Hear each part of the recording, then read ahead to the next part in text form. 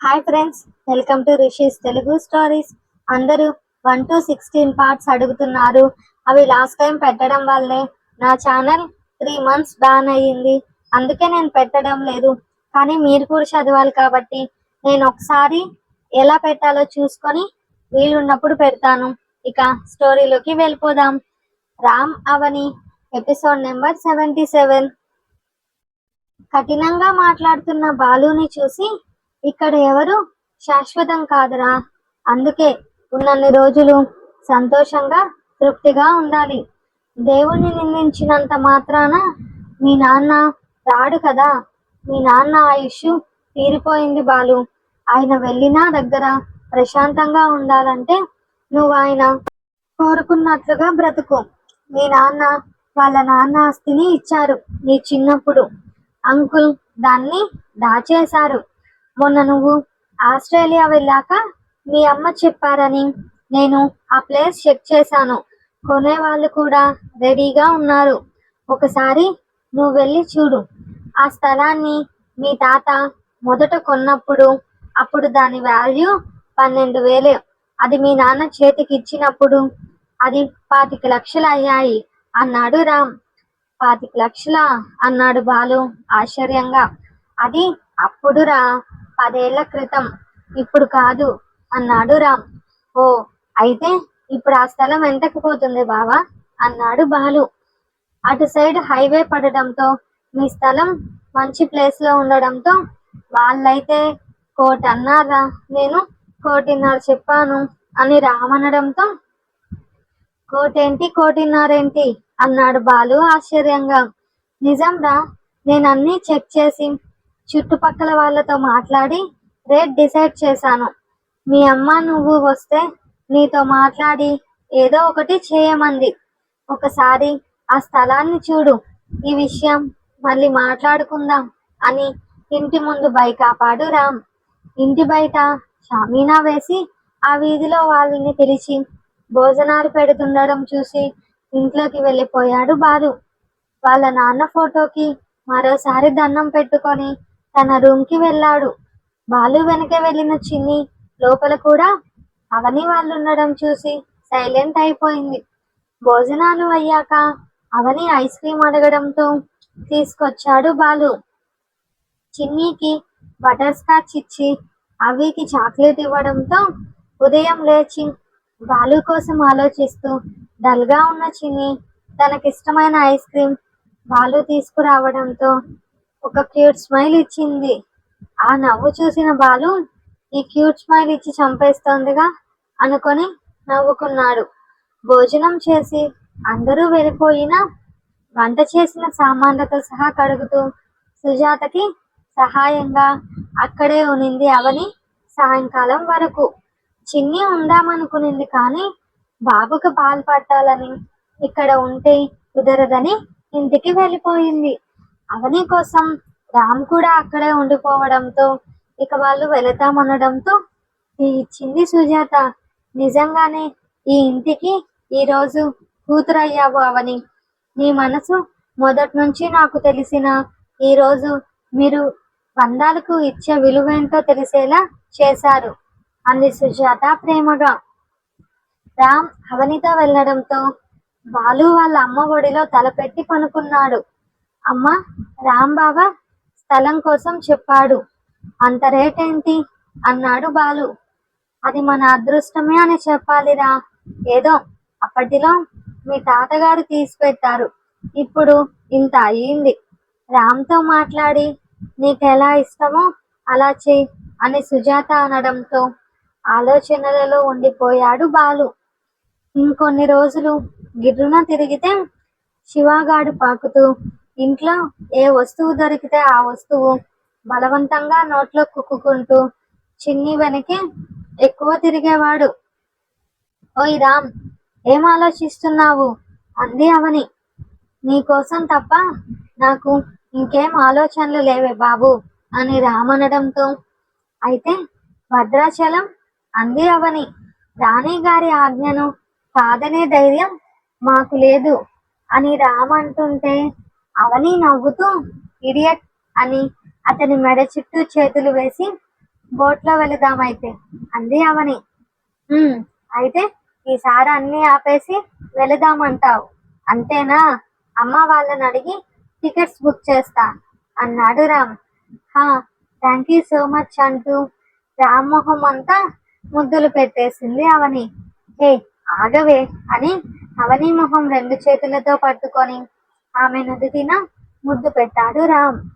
రామ్ బాలుని, సుజాత వదినను కూడా తీసుకెళ్దాం. వాళ్ళకెవరున్నారు? ఎక్కడికి వెళ్తారు చెప్పు అంది అవని. "హా, మార్నింగ్ చెప్పు. వాడికి ఆఫీస్ లీవ్ ఇస్తారో ఇవ్వరో" అని రామ్ అనడంతో "వస్తాడులే" అంది అవని. "ఇంకెందుకు లేట్, చిన్ని వాళ్ళని కూడా పిలువు" అన్నాడు రామ్.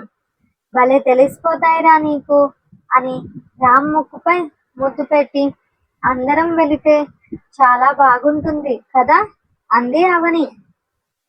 "ఇప్పుడు నేను కాదన్నానా" అని తన ఒడిలో ఉన్న అవనితో సహా వెనక్కి వాలిపోయాడు రామ్. "నువ్వెప్పుడు నా మాట కాదనవు" అని రామ్ బుగ్గని కొరికేసింది అవని. "అవి" అని గారంగా పిలుస్తున్న రామ్ని సూటిగా చూస్తూ "ఏంటని" అవని కళ్ళెగరేయడంతో "ఊహు" అని అవనిని తన పైకి లాక్కొని పెదవులు అందుకున్నాడు రామ్. ముద్దులో అతనికే పోటీ ఇస్తూ రామ్ గుండెపై ఉన్న చేతిని, తలలో ఉన్న చేతిని బిగించింది అవని. పెదవులు వీడిన అతను తన కళ్ళ ముందు నిలిచిన ఆమె పుస్తల తాడును పంటితో బంధిస్తే "రామ్" అంది అవని కోపంగా అది తీసుకొని చీర లోపల వేసుకుంటూ. కోపంగా అవని మెడపై కొరికి ఆమె చీరని దూరం చేసి ఆమె ఎదపై అతని పంటి కాటును ఇస్తే "రామ్, అలా కొరకకురా" అంది అవని కోపంగా. "నో అవి, నాకు నిన్ను కొరికి తినేయాలనిపిస్తుంది" అని ముద్దుగా మూతి ముడుచుకొని ఉన్న ఆమె పెదవులపై ముద్దు పెట్టాడు రామ్. అంటూ అవని మూలుగుతూ రామ్ మీద నుంచి పక్కకు జరగాలని చూస్తుంటే "చంపుతా జరిగితే" అని ఆమె పెదవులు వదిలి ఆమె మెడపై ముద్దు పెడుతూ ఆమె గుండెలని బంధించాడు. తన మీద నుంచి బలవంతంగా పక్కకు జరుగుతున్న అవని మెడ వెనుక చేయి వేసి గట్టిగా పట్టుకున్నాడు రామ్. "రామ్" అంది అవని అరుస్తూ. కానీ అది కూడా మూలుగు రూపంలో రావడంతో తన మత్తైన కళ్ళతో అవని కళ్ళల్లోకి చూశాడు. అతని కళ్ళల్లోకే చూస్తున్న అవని అతని స్పర్శకి కళ్ళు గట్టిగా మూసుకొని చేతులు బిగించడంతో మళ్ళీ అలానే చేస్తూ అవనిలో వేడిని రాజేశాడు. రామ్ అంటోంది కానీ తన గొంతు నుంచి ఆ మాట బయటకు రాలేకపోయింది అవనికి. "రామ్, ప్లీజ్" అంది అవని వణుకుతున్న గొంతుతో. అతి చిన్నగా వినిపించిన ఆమె గొంతుకి లోపలే నవ్వుకున్నాడు రామ్. తనలో విరహం ఎత్తైన స్థాయికి వెళ్ళిపోతుంటే వణుకుతున్న చేతులతో రామ్ తల వెనుక చేతులు వేసి తన వైపు ఇంకొంచెం అదుముకుంది అవని. అవని చెంపపై ముద్దు పెడుతూ "అవి" అన్నాడు రామ్. "నువ్వలా గారంగా పిలుస్తున్నావంటే ఏం కావాలిరా" అంది అవని సూటిగా చూస్తూ. రామ్ నవ్వుతూ అవని చెవిలో చిన్నగా చెప్పడంతో "నో" అంది అవని కోపంగా చూస్తూ. "ప్లీజ్ అవి" అంటూ దూరం జరుగుతున్న ఆమెని హత్తుకుంటూ ఆమె నడుముని బంధించాడు రామ్. రామ్ నుంచి దూరం జరగడం తన వలన కాక అలాగే ఉండిపోయింది అవని. గంటసేపు రామ్ బుజ్జగించడంతో అతని కోసం సరే అనక తప్పలేదు అవనికి. రామ్ పెదవుల మీద ముద్దు పెట్టి కిందకి జరుగుతూ అతని చెస్ట్ పై కోపంగా కొరికేసి అతని ఛాతిపై ఉన్న జుట్టుని లాగేసింది అవని. "అవి" అన్నాడు రామ్ మత్తైన స్వరంతో. అతని గొంతుకి నవ్వుతూనే కష్టంగానే రామ్ కోసం కళ్ళు మూసుకొని అతనికి వీలుగా మారింది అవని. మొదటిసారి మత్తుతో అతని కళ్ళు మూసుకుపోతుంటే ఆమె జుట్టులో బిగించిన చేతిని వదులు చేస్తూ థ్యాంక్ యూ అంటూ అవని పెదవులు అదుముకుంటూ ఆమెలో కలిసిపోయాడు రామ్. సిగ్గుతో అవని అస్సలు రామ్ని చూడకపోయినా ఆ రాత్రి మొత్తం జాగారమే అయ్యింది అవనికి. రామ్ చంపేస్తావా అంది అవని చెమటలలో తడిచి ముద్దయి. హా, నువ్విచ్చిన బూస్ట్ పవర్ అలాగా ఉంది అని రామ్ అనడంతో సిగ్గు లేకుండా మాట్లాడుకురా అని రామ్ని రెండేసింది అవని. నో బేబీ, నిజం చెప్తున్నా, ఐ లవ్ యువర్ లిప్స్ అంటూ అవని చేతులని వదిలి ఆమె నడుముని బంధించాడు. రామ్ అంది అవని అరుస్తూ తలని వెనక్కి వాల్చేసి.